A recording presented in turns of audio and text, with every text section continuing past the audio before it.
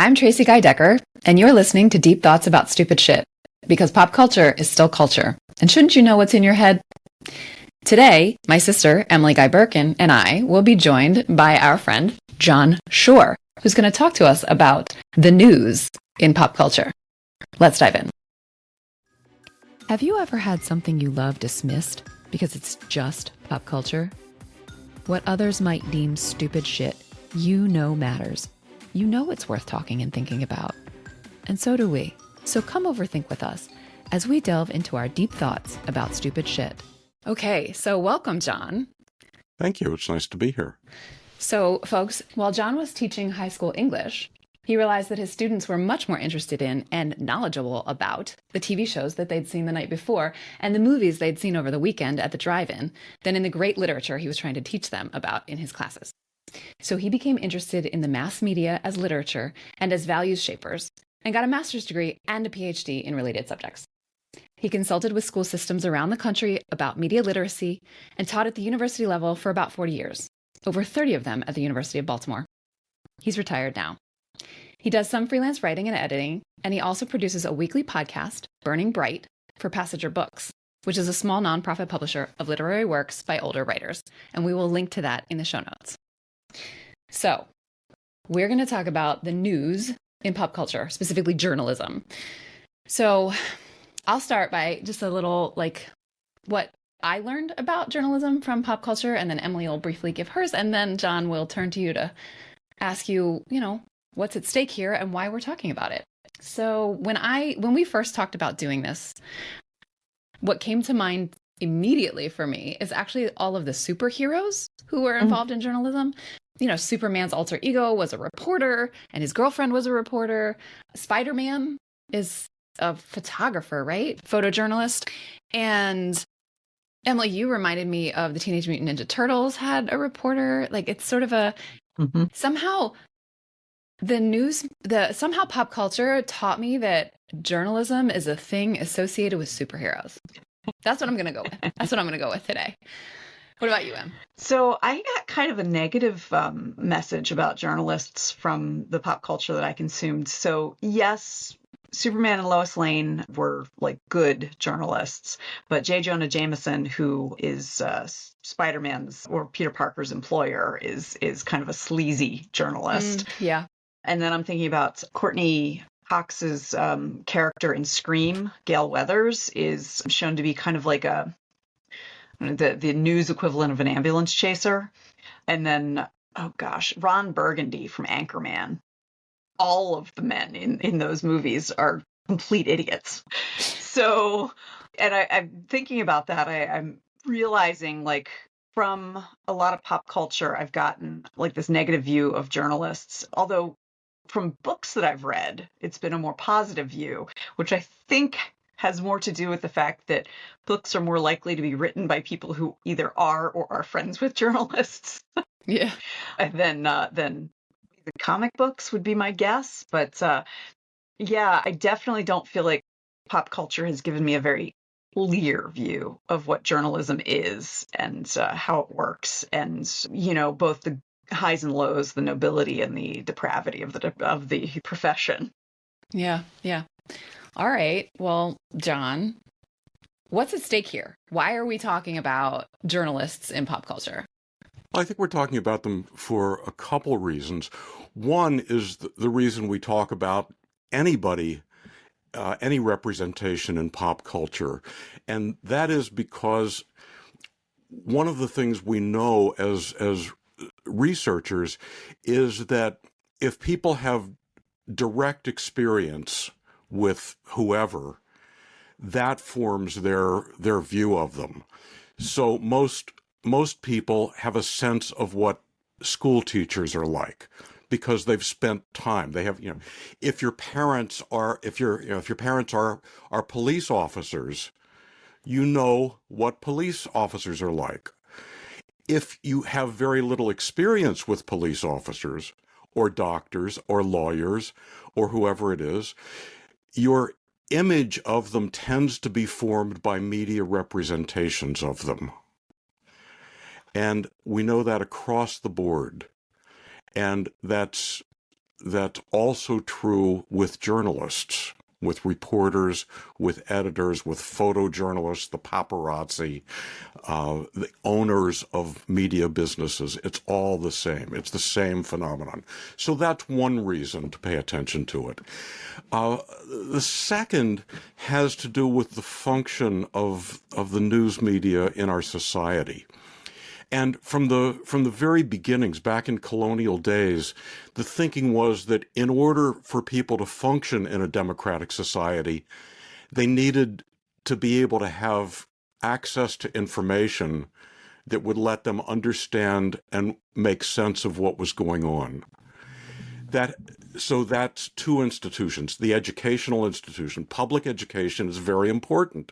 Primarily, again, from the beginning, so we can learn to read, write, think, process information, analyze arguments, all those kinds of things, and then access to information and different points of view so we can make educated decisions about who we're going to vote for, how we want this country and the government to run and what's our place in it and all that. So that's a general background. Does that make sense? Sure. Yeah. Okay. All right. So given that, we start looking at kind of what media representations are actually like. So we can think about what pop culture teaches us about the news media, and you've both talked about this. One of the things that pop culture teaches us is that news people want to get the story, get it right, and get it first. And there are a lot of movies and television shows that we can talk about that do that. A second thing that pop culture teaches us is that news is a business. And whether we're looking at the photojournalists, the paparazzi who are chasing celebrities and ambulance chasers to get the picture because that will sell the newspaper. That's what people want to see on the 6 o'clock news or on whatever it is. So it's a money game. The news organizations are generally profit-making enterprises. The owners want to make money. And secondarily, or primarily in some cases, they want to use their power to promote their agendas, which sometimes are business-related agendas, sometimes they're political agendas. So up until recently, the sense was that the news agenda outweighed that profit or propaganda dimension. With the election of Donald Trump and the rise of the conservative media, that's changing because conservatives for a long time have felt like the news media were controlled by liberals. Mm-hmm. And we can talk about why that idea exists. So that's that. Should we talk about some specific pieces of media, or do you want to go back down to that? I'd love to talk about sort of the brand, if you will, of the journalist pre-Trump.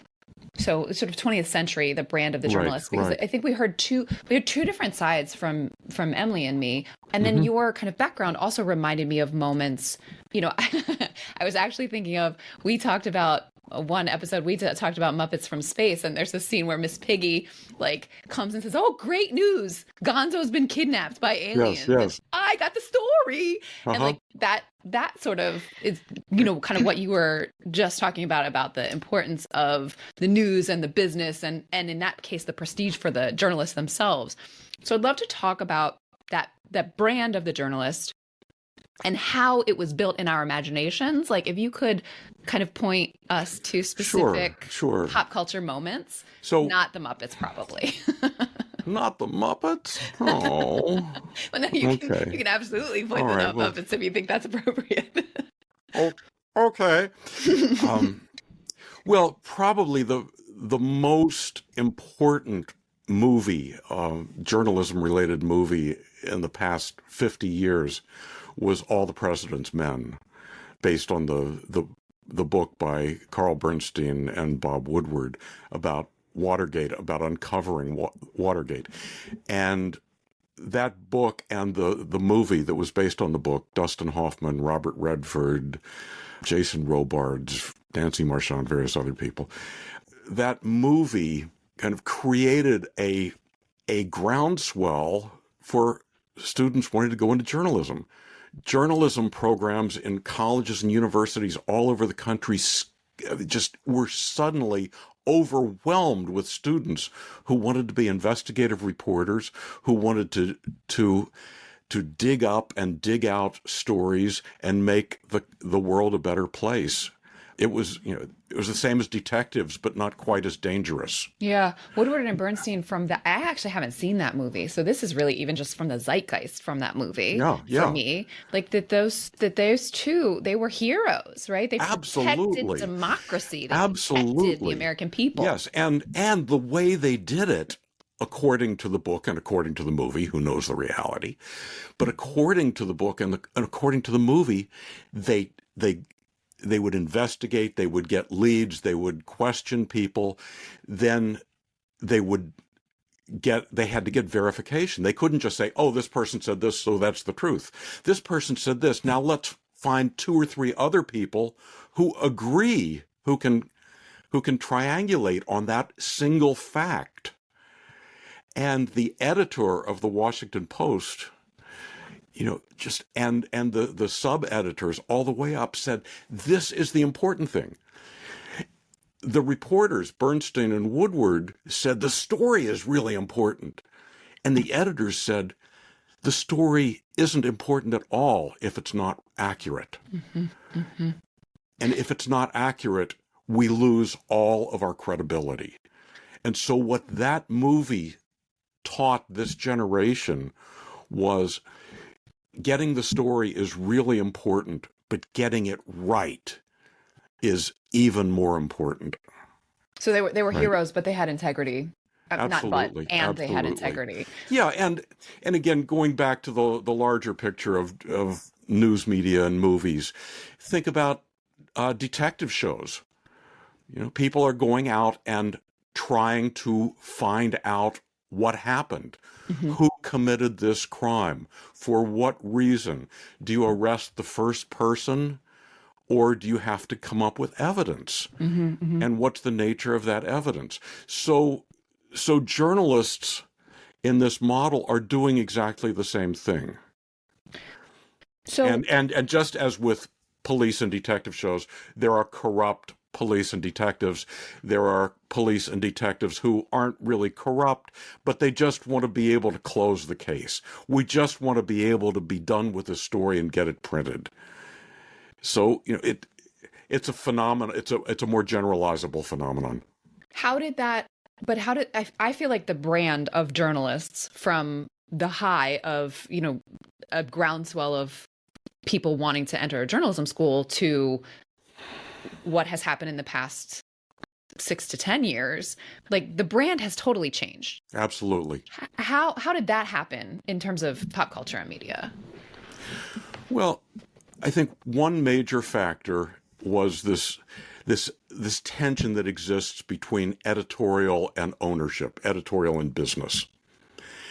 And historically, there has been a really thick firewall between those 2 divisions of news organizations. The journalist's job, the reporters and the editors and the photographers, etc., their job is to go out and get the story and to make it as interesting a story as possible, but as also as accurate a story as possible. The business side is to say, how can we monetize that information? How can we sell more papers? How can we get more people to watch the news?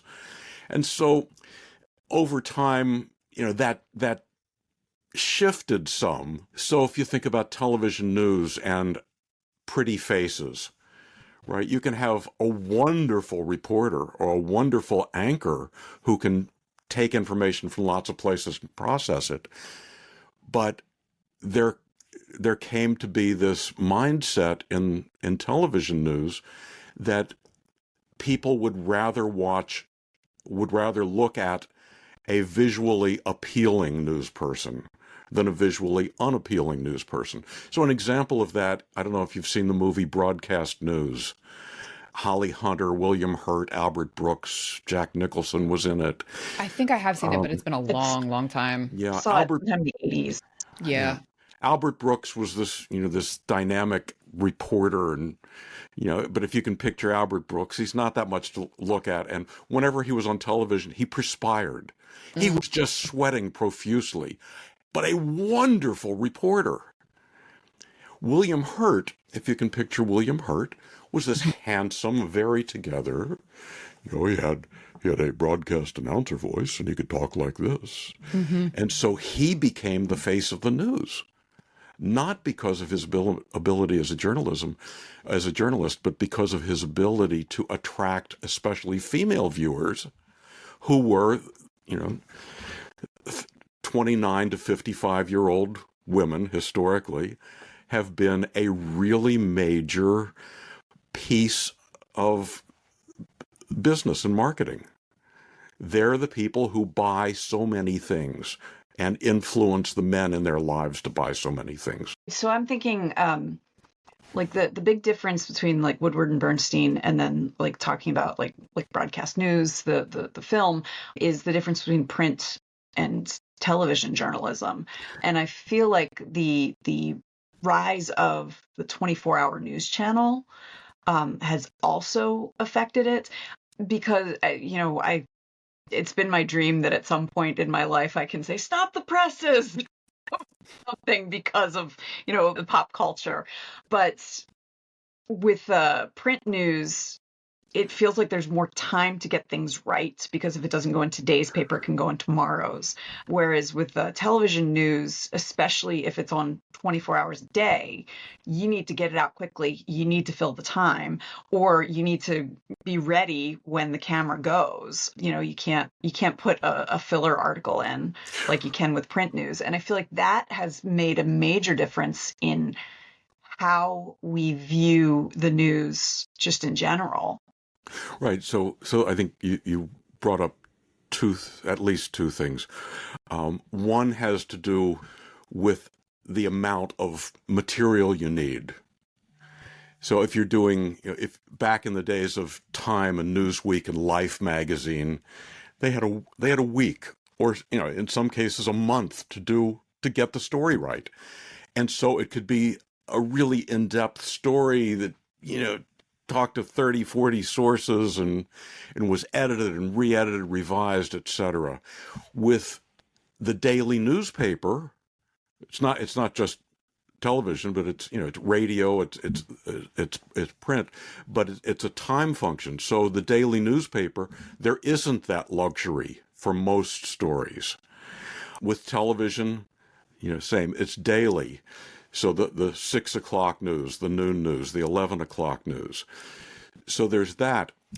Now, when you're doing a news story, you're out talking to a lot of people, whether it's print or television, whether you're taking your notes with a camera, with a microphone, or with a notebook and a pen.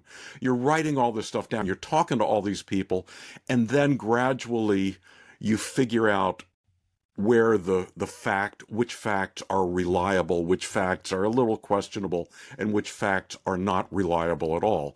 And you start to make choices. You make editing choices. Then you think about, what order do we want to put these facts in? What's the lead? What's the da-da-da-da-da-da-da? And you come up with a story, the same way that you create any product. If suddenly there's a 24-hour news channel, which happened in the 90s, I get the late 80s, early 90s, that trend started. Now, a couple things happen. One is you need news to fill the time, which means you'll run almost anything just because you can't say, yeah, we're working on that story. Go watch The Young and the Restless and come back at 2:30. We'll have something for you. They can't do that, right?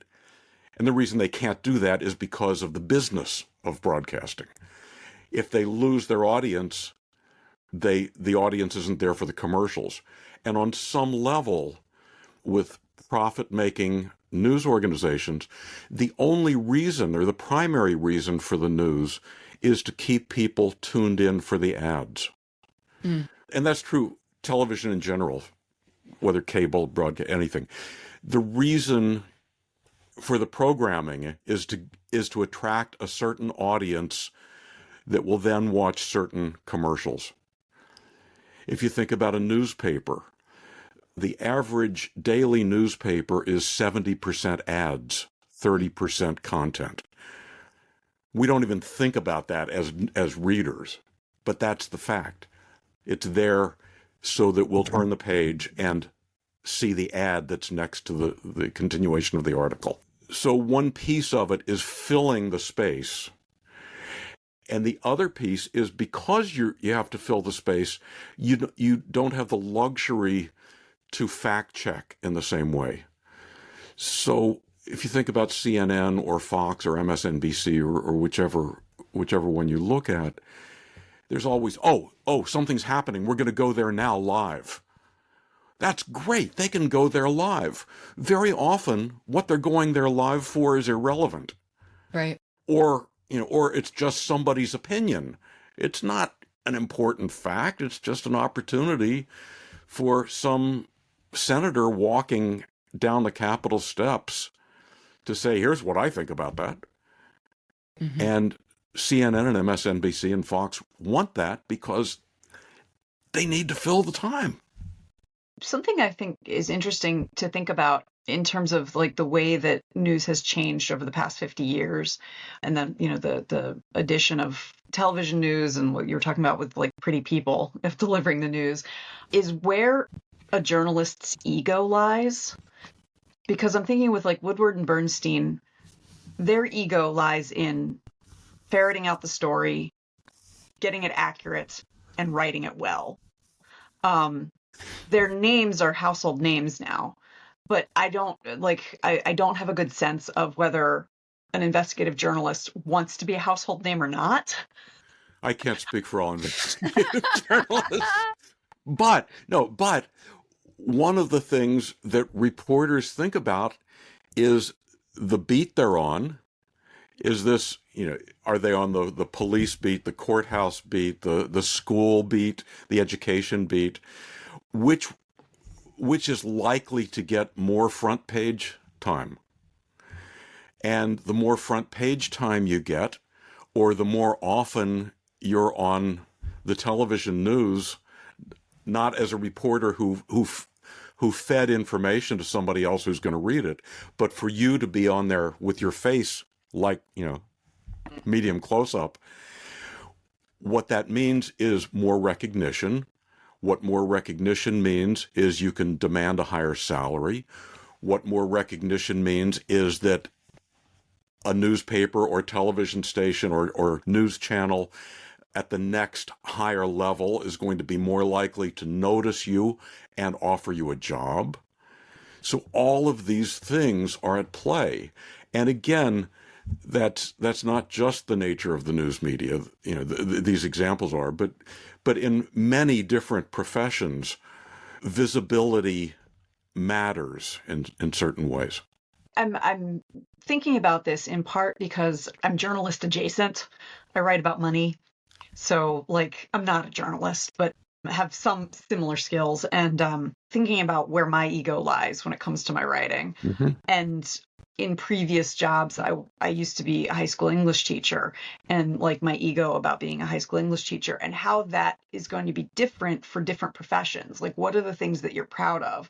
And then how that also changes between print journalism and television journalism. Mm-hmm. Because the example you're giving with in broadcast news, Albert Brooks is proud of his ability to, be an excellent reporter, but it doesn't matter because William Hurt is proud of his face and the fact that it brings the ladies around.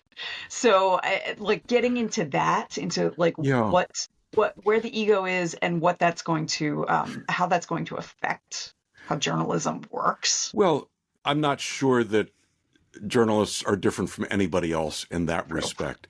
I think, as human beings, we're on an ego continuum, as we are on so many other continua.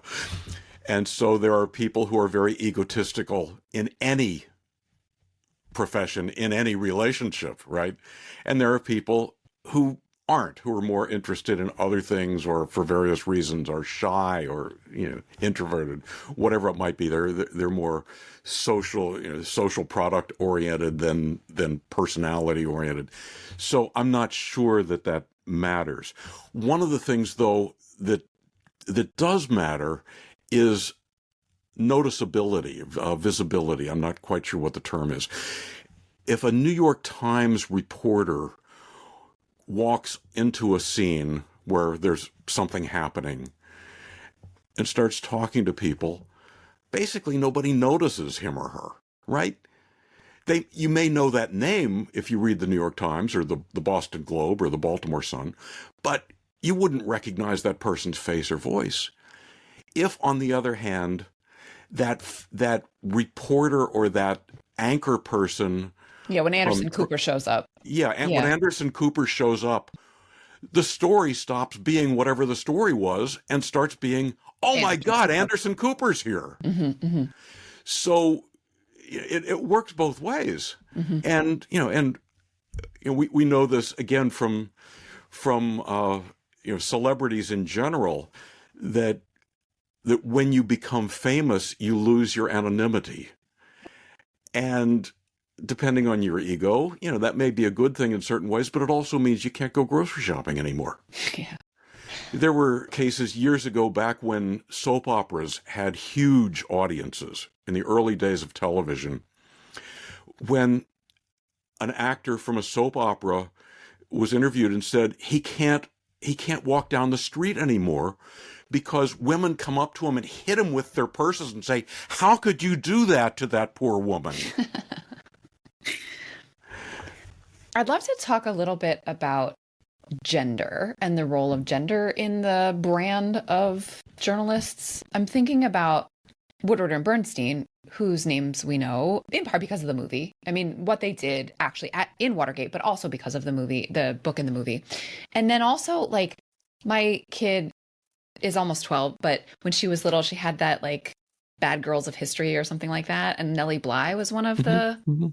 One of the characters sort of featured, who was a really skilled and brave investigative journalist in the early days of print, went undercover in a mental institution, just really remarkable things, whose name I had never heard until I got this this storybook for kids. So anyway, what I'm thinking about is the role of sexism in sort of keeping Nellie Bly's story from pop culture to a certain extent, but also in the way that, and I'm actually maybe more interested in this, the way that we perceive as in the zeitgeist, as we perceive female journalists, that, Walter Cronkite was the voice of the news, a specifically male voice, and his successors have been male. And my sort of picture from media of female journalists is more of that broadcast. She's hired for her looks rather than her skill. And I know that is not fair to female journalists, and yet that is the impression that I have internalized. And I'd love to hear from you, Jon and Em, if you want to share, like, why is that in my head? Why is that in my head? I want to jump in before Jon answers, just that also, like, the fictional representations, thinking like Lois Lane, there is the dramatic irony that you love. Like, we know that that Clark Kent is Superman and she doesn't. And there is this sense of, like, how she's not a very good reporter if she can't figure that out. Yeah, he just takes his glasses off. Yeah. Yeah.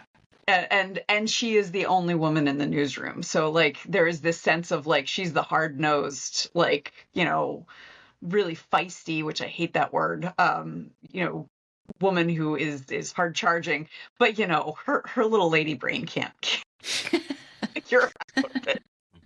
Yeah. Clark Kent and Superman are the same person. Okay, so there's one thing from why it's in my head. But anyway, yeah, John, what do you think? Where's this, like, not the sexism that generates it, but the pop culture that reinforces it? Where's it coming from? Well, it's coming from the culture that you're talking about. Walter Cronkite in the 50s and 60s, women were not viewed as professionals. You know, they were housewives, mothers, sex objects, etc. Right? And the women's movement, beginning in the early 70s, started to change that, and now we see a lot more women reporters, anchors, and let's not just talk about gender. Let's talk about race. Yeah. For example, you know, let's talk about gay versus straight. Mm-hmm. You know, these categories of people that used to be relegated to a lesser status. Right. By any other name, right? As the culture has shifted, people from those categories have been brought in more and been allowed to enter the mainstream. So we see it with women, we see it with African Americans, we see it with Asians, we see it with gays, and on and on and on. Transgender, we see that. There's no way we would have seen that in the news media, and except as a freak story up until relatively recently. So I don't think it's fair to measure where we are now by looking at Walter Cronkite and Huntley and Brinkley in the 50s and 60s. I think we have to look at 2024 and say what's out there, and to what degree is it better reflecting the culture than the 50s and 60s representations of people in general. And clearly we're not done. It's a work in progress. But it wasn't until relatively recently that either a network or a local newscast could have a female anchor or co-anchor, or a black anchor or co-anchor. And even if the management thought it was a good idea, they were afraid that there would be enough viewers who wouldn't take that woman seriously. Because as men, we grew up culturally learning not to take women seriously. You take men seriously. And so if a woman is delivering this really important information to us, by definition, it must not be that important. So it's one of those, one of those push-pull situations where we want it to happen, but it can't happen until the culture catches up with it. But one of the ways the culture catches up with it is by people in power putting those role models out there for other people to see. Yeah. And so it happens, but it's gradual. Something that's interesting that I'm thinking about is talking about like ego in journalism. Like part of the reason why I brought that up is that often we're shown in pop culture that journalists care about themselves more than they care about the news.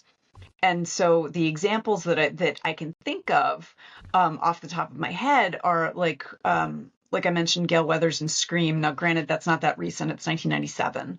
But then Miss Piggy in Muppets from Space, 1999. The same era. About the same time. And then that episode of Lucifer, Tracy, with the paparazzo, the young man who is black, who he wants to be first, to get the first picture. And that's from 2016. So again, 8 years ago. But it does in some ways seem like there is this pop cultural undercutting of the idea that you can get good news from people who have been marginalized. Yeah. And that they are out for themselves rather than for the news, the nobility of it, the importance of information, all of that. And those are all three very separate examples. Yeah, very separate. But I think you're getting at something that I'm also thinking about, which is that, talking about the news on Deep Thoughts About Stupid Shit is kind of new for us, right? It's because it is pop culture, but it's also, until recently, not explicitly entertainment, or at least that's not the category that we put it into. So I'm curious for us to add to the conversation, not just the people actually anchoring the news desk locally or nationally, but also those entertainment pieces that are being produced about anchors, and who are those folks. And I think that's kind of what Emily's pointing at. Sure. So it's not new. The front page, 1931, His Gal Friday. Back in the early 30s, Citizen Kane was about journalism. Yeah. 1941. The still on many people's charts, still the greatest movie ever made. So there's all of that stuff. Good Night and Good Luck about Edward R. Murrow. So you have those. Then there are shows like Network, 1976. I don't know if you can, Faye Dunaway, Peter Finch, William Holden. It was a Paddy Chayefsky movie. But there was the news dynamic, but also the ownership. And that's the movie in which the Peter Finch character, Howard Beale, says, "I'm mad as hell, I'm not going to take it anymore." And he basically has a nervous breakdown on the air, and editorial wants to pull him immediately. Ownership says, "This is great. Let's put him up there every night being crazy." He says he's going to commit suicide on television. This is outrageous. Ownership says, "Let's keep him there, because think of the number of people that'll watch." So these things have been going on. Then you have shows like the Mary Tyler Moore Show, right? The morning show. But shows like the Mary Tyler Moore Show are set in a newsroom, at least partially. But it's not about the news. It's a family show. The family happens to be the people she works with. And there's the father figure, Ed Asner, Lou Grant, the goofy brothers, Ted Baxter and Murray, and her best friend Rhoda, and all these people. But there's another whole subgenre of comedy shows that are set in a profession. Welcome Back, Kotter. Right. It's a teacher show. Well, it's not really about being a teacher. It's about being a comedian. Mm-hmm. Right. And you can go through all these shows, whether it's doctor shows, lawyer shows, that's just the setting, but that's not what they're about. I want to linger on Mary Tyler Moore, actually, because I think that's a particularly interesting one, in that Mary was the protagonist, and Murphy Brown's another one. Yes, Murphy Brown's a great one. And in some ways those are like Murphy Brown's almost like an iteration of Mary Tyler Moore, where they made her even tougher and like even more effective as a journalist, I think. Mm-hmm. Because I think that Ted Baxter and I can't think of the anchor's name, are very similar characters even, right? And there was a sense, I didn't watch Mary Tyler Moore. I haven't seen all of the series, right? But I certainly watched it a bit as a kid. And Mary was the journalist with integrity, right? And mm-hmm. Ted was just the good looks, which completely subverted the kind of sexist picture that I was talking about having internalized, as did Murphy Brown, right? Mm-hmm. I think the one guy that Murphy worked with was actually good, but the other guy was just a pretty face and a nice voice. Mm-hmm. Yes, he was the anchor. Yeah. Yeah. And which is really interesting to me, that I had this sexist furniture in my head, despite we grew up on Murphy Brown. Our dad had a big crush on Candice Bergen, and so we watched it every week. Who wouldn't have a big crush on Candice? Oh, I'm sorry. That's okay. All right. But, so I'm interested in pulling this apart a little bit. That we have these clear, very popular pieces of pop culture that gave us these competent female journalists. Yes. Subverted the sexism, and yet, can we tease on that? Yeah, jump in, Em. Can I speak to that? Something I think is interesting is that Murphy Brown and the Mary Tyler Moore Show are not about journalism. like Jon just said. And that's part of the reason why we don't, like, when I think of Murphy Brown, I think of Dan Quayle. I think of her baby that she named Avery. I think of Eldon the painter. I think of the place where they went to get drinks. I think of the newsroom, not the studio. And similarly with Mary Tyler Moore, I don't really think of the journalism of it. And I think that's part of what's going on there, is that, like, pop culture will allow us to have these female journalists with integrity who are good at what they do and competence, but only if we don't get to see them in that setting, or at least not focus on it. Like our focus is their private lives. Yes. And so I think that's part of it, because it's just like, it's the one step forward, two steps back kind of thing, where, like, oh yeah, sure, you can have a career woman, you can have someone who's hard driving, who's, like, good at her job and all of that, but we're going to focus on her love life. What do you think of that, Jon?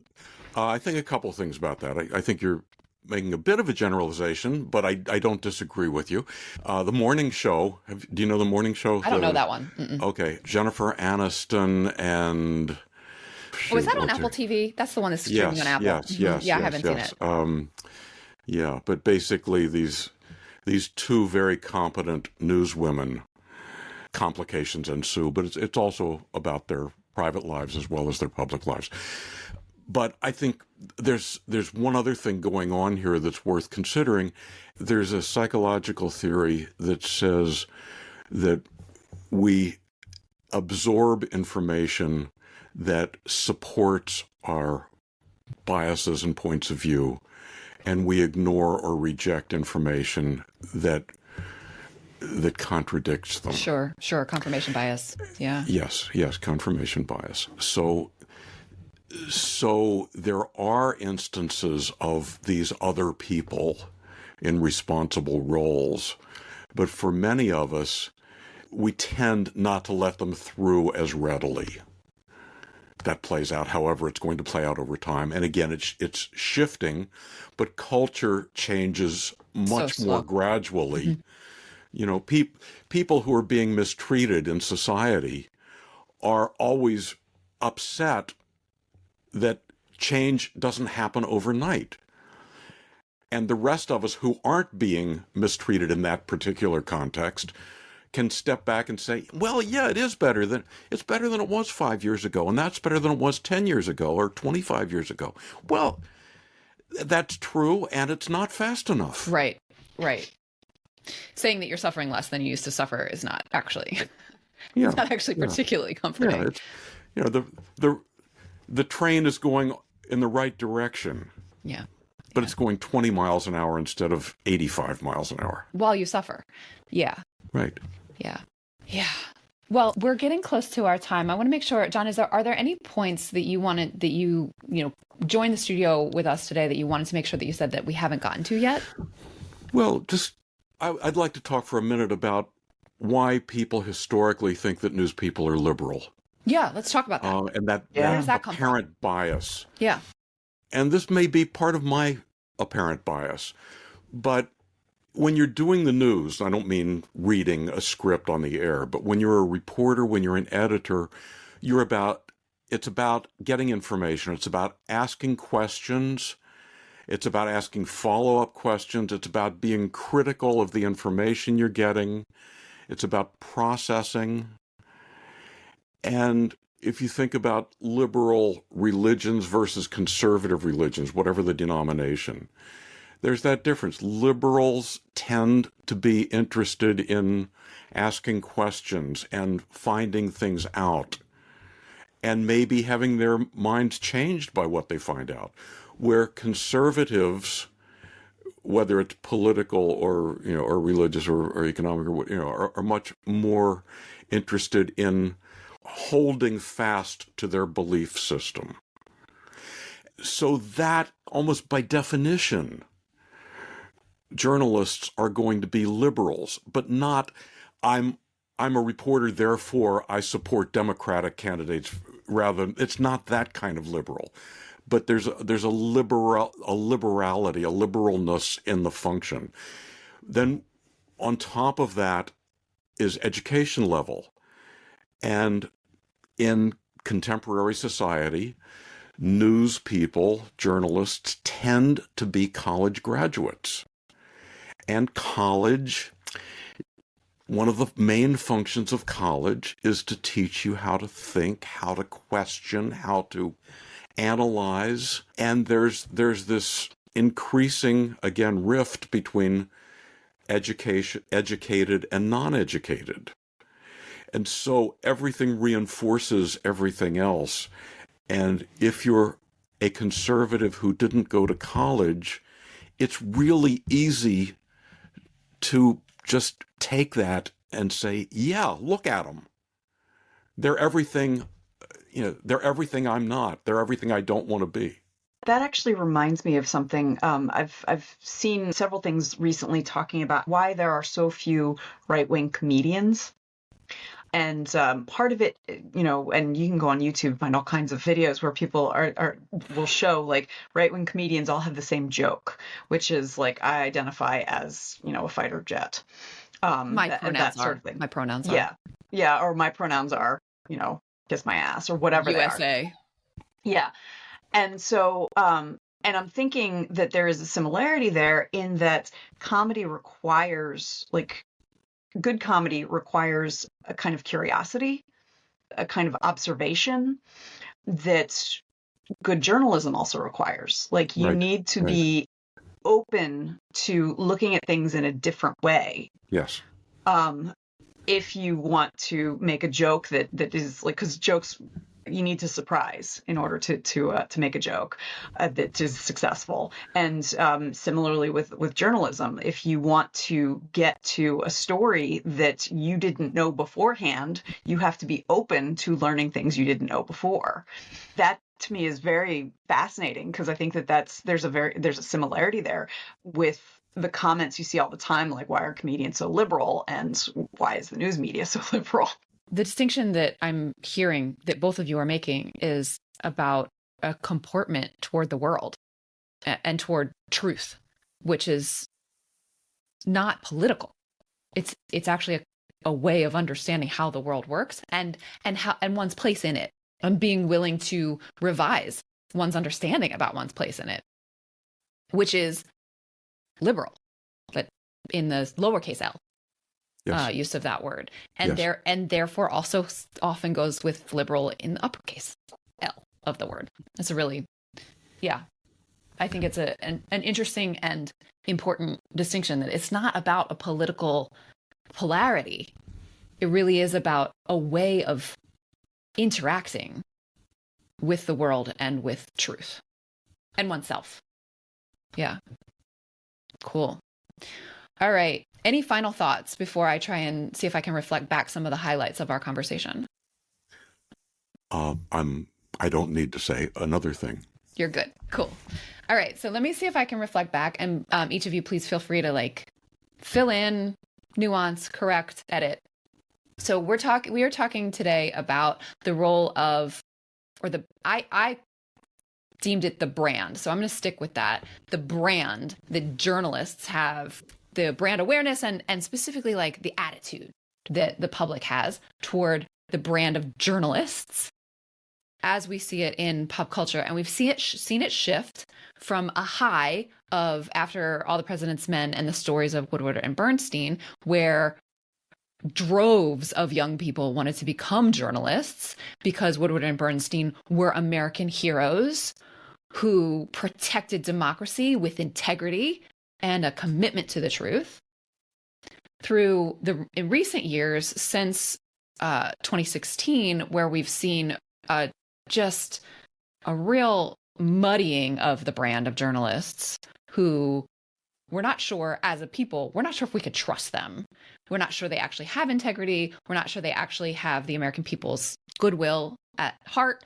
We're not sure what relationship they have with the truth. And sometimes they have, we didn't say this today, but the idea of alternative facts from the past 8 years is something that was inconceivable in the days of Woodward and Bernstein. So if I could just please jump in there about alternative facts.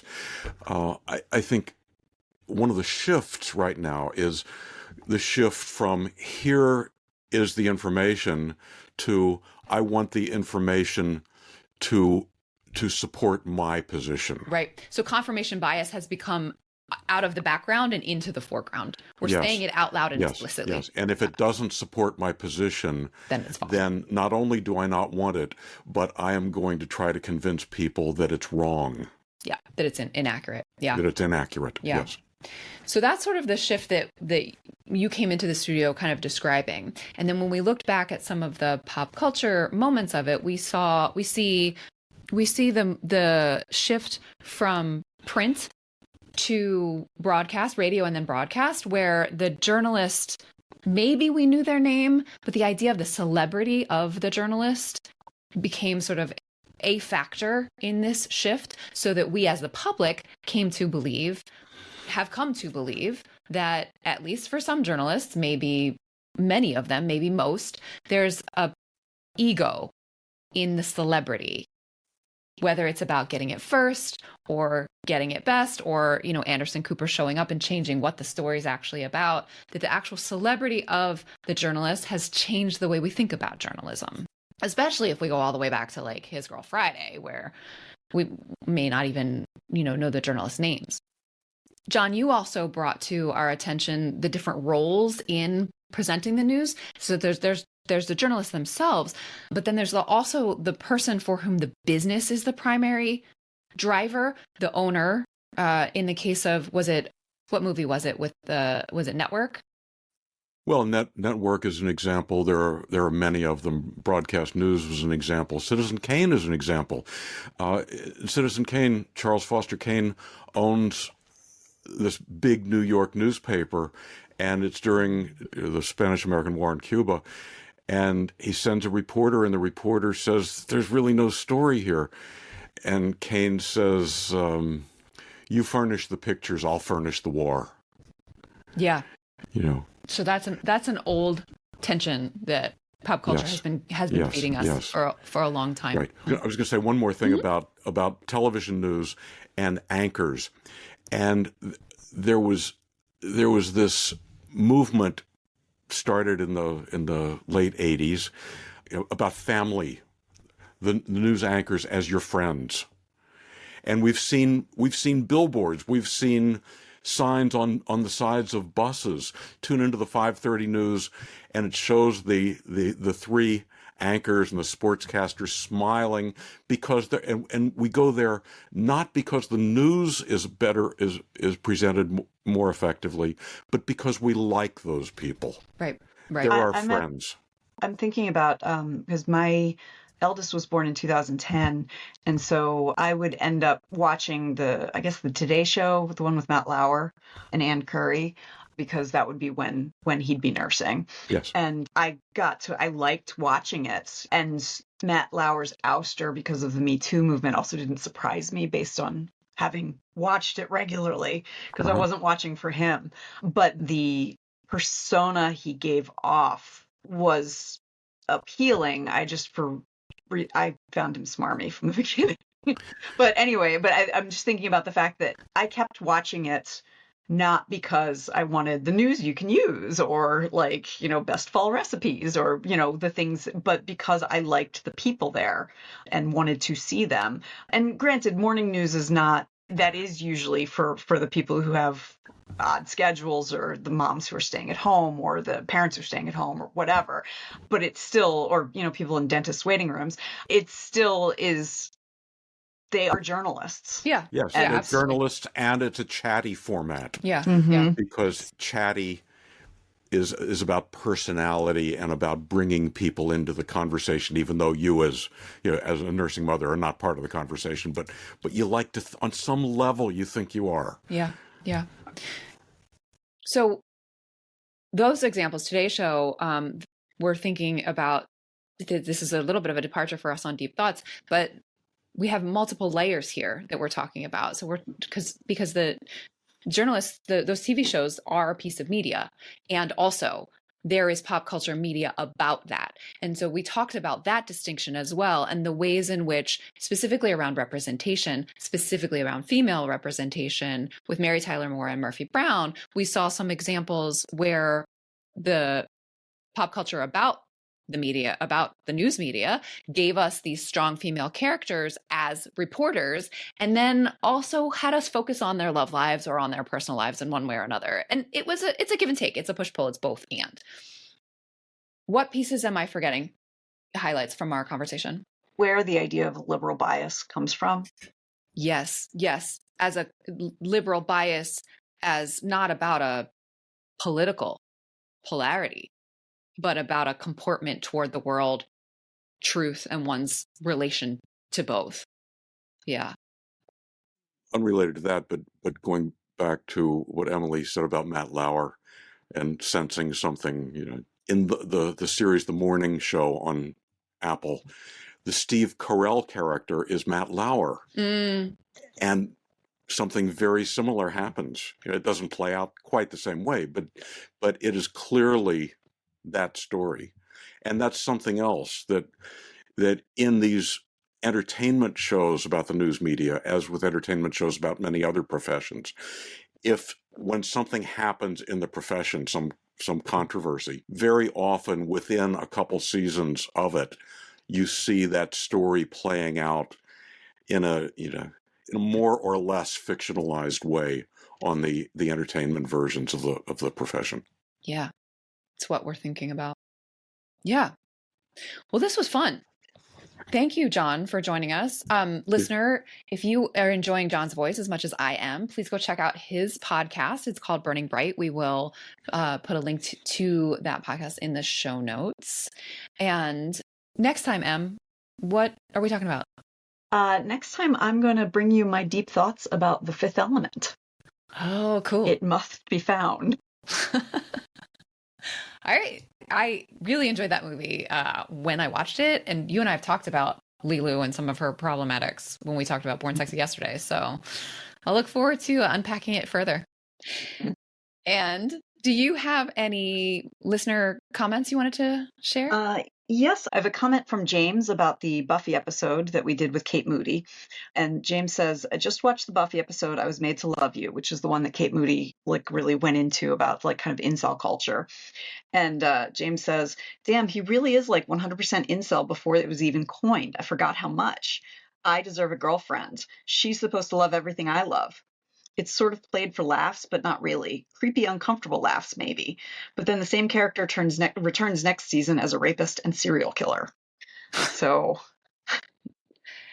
Yeah, Kate was onto something. She was onto something. She really was. Yeah. All right. Well, Jon, thank you again for joining us. Listener, my pleasure. We will see you next week. Do you like stickers? Sure, we all do. If you head over to guygirlsmedia.com/sign-up and share your address with us, we'll send you a sticker. It really is that easy. But don't wait, there's a limited quantity. Thanks for listening. Our theme music is Professor Umlaut by Kevin MacLeod from incompetech.com. Find full music credits in the show notes. Until next time, remember, pop culture is still culture. And shouldn't you know what's in your head?